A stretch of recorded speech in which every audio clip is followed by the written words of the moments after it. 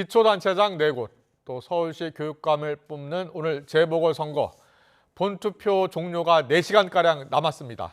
여야 차기 대권자로 꼽히는 한동훈, 이재명 대표 체제에서 치러지는 첫 선거인 만큼 선거 결과가 향후 전국 주도권 경쟁에도 적지 않은 영향을 미칠 것으로 보입니다. 국회 취재기자 연결합니다. 박정현 기자. 네, 국회입니다. 본투표가 한창 진행 중입니다. 이 시각 정치권 분위기는 어떻습니까? 네, 이번 재보선은 구청장 군수 4명을 뽑는 작은 규모 선거긴 하지만 여야 대표들이 일제히 총력전을 펼칠 만큼 판이 커졌다는 분석입니다. 이번 재보선 결과가 총선 이후 민심의 가늠자로 여겨지기 때문인데요. 가장 치열한 접전이 벌어지는 곳 후임 구청장을 뽑는 부산 금정입니다. 최근 여권 지지율 부진과 야권 단일화 등으로 여권에선 보수세가 강한 금정에서조차 맘을 놓기 어렵다는 평가가 적잖았습니다.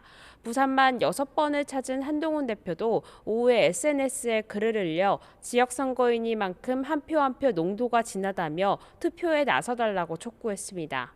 여당 지도부도 아침 회의에서 지역 일꾼을 뽑는 선거란 점을 누차 강조하며 투표 독려에 나섰습니다.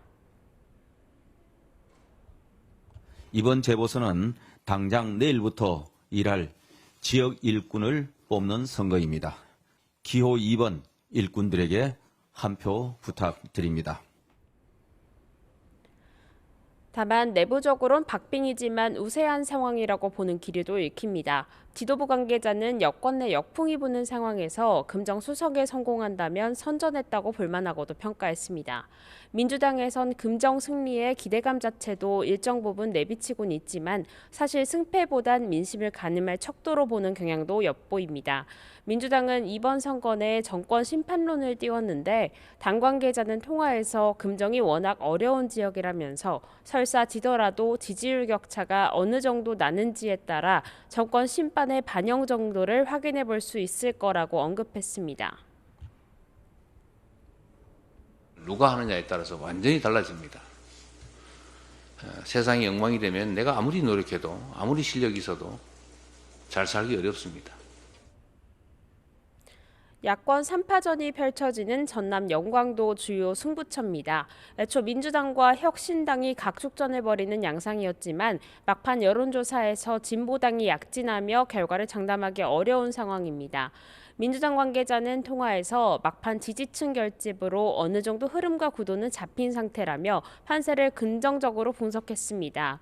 혁신당 조국 대표도 SNS에 글을 통해 이번 선거를 정권 심판의 전국 규모로 키운 건 혁신당이라 자부한다며 지지를 호소했고 진보당도 어젯밤 늦게까지 영광에서 유세를 펼쳤습니다. 네, 그렇다면 계속해서 이 시각 지역별 투표율 전해주시죠. 네, 오후 3시 기준 부산 금정구 투표율은 37.9%입니다. 군수를 뽑는 인천 강화구는 51.4%고요. 전남 영광은 63.9%, 곡성 59.5%를 기록했습니다. 서울시 교육감 보궐선거는 상대적으로 낮은데 16.8%로 집계됐습니다. 앞서 지난 11일에서 12일 이틀간 진행된 기초단체장 4곳과 교육감 1곳의 사전투표율은 8.98%였습니다. 네, 명태균 씨 폭로를 둘러싼 정치권 파장도 계속되고 있죠.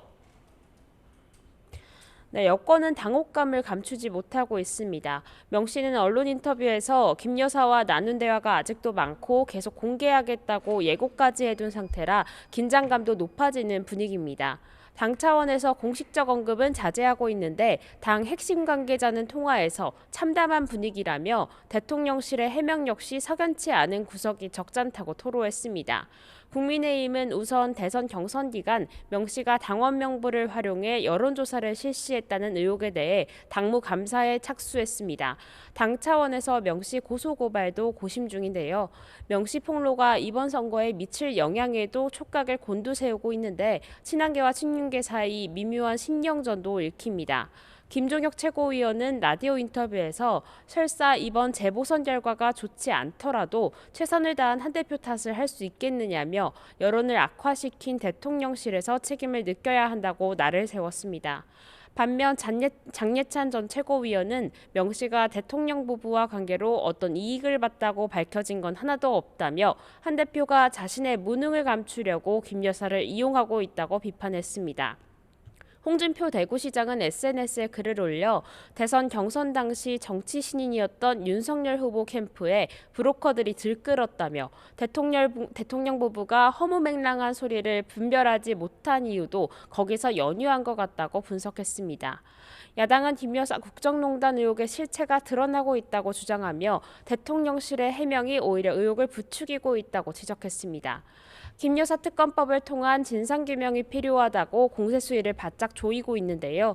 민주당은 상설특검 추진 절차에도 본격적으로 돌입했습니다.